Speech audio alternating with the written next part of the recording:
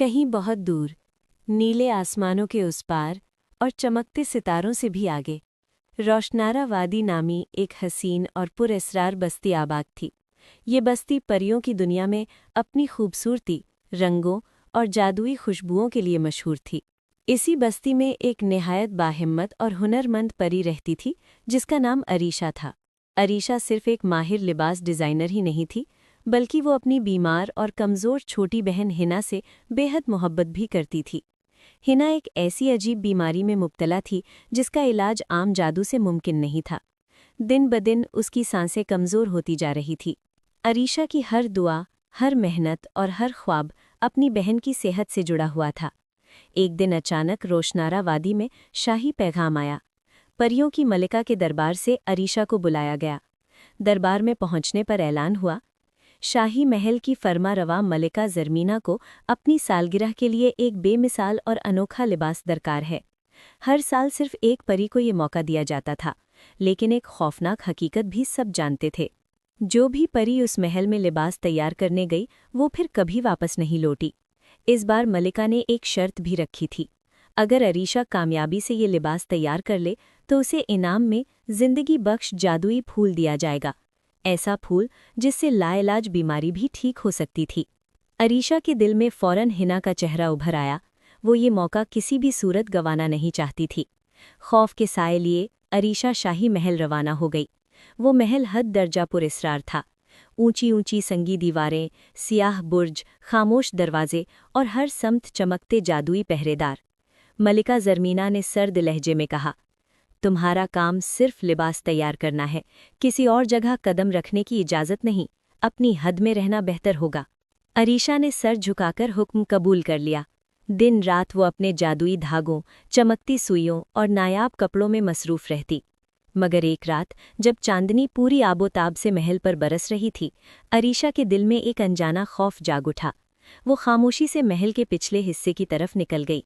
अचानक उसके कानों में धीमी धीमी सिसकियां पड़ी। उसने ऊपर देखा। ऊंची दीवारों के पीछे चंद नौजवान लड़कियां कैद थीं। उनके चेहरे खौफ से सफ़ेद पड़ चुके थे। अरीशा की आंखों से आंसू बहने लगे। वो कांपते कदमों से वापस लौट आई, मगर सारी रात सो ना सकी। अगले दिन वो दोबारा वहां पहुंची।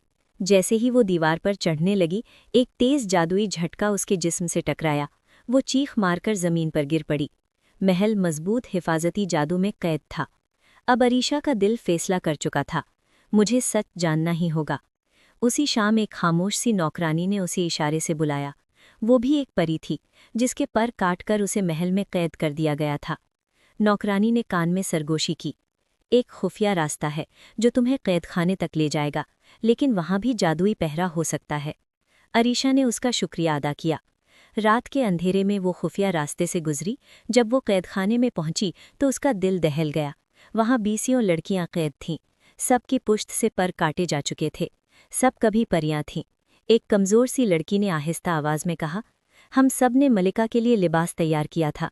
जब वो लिबास मुकम्मल हो जाता है तो वो कहती है कि अब ऐसा खूबसूरत लिबास कोई दोबारा न बना सके, और फिर हमारे पर काटकर हमें यहाँ कैद कर देती है। अरीशा की मुट्ठी भिंच गई।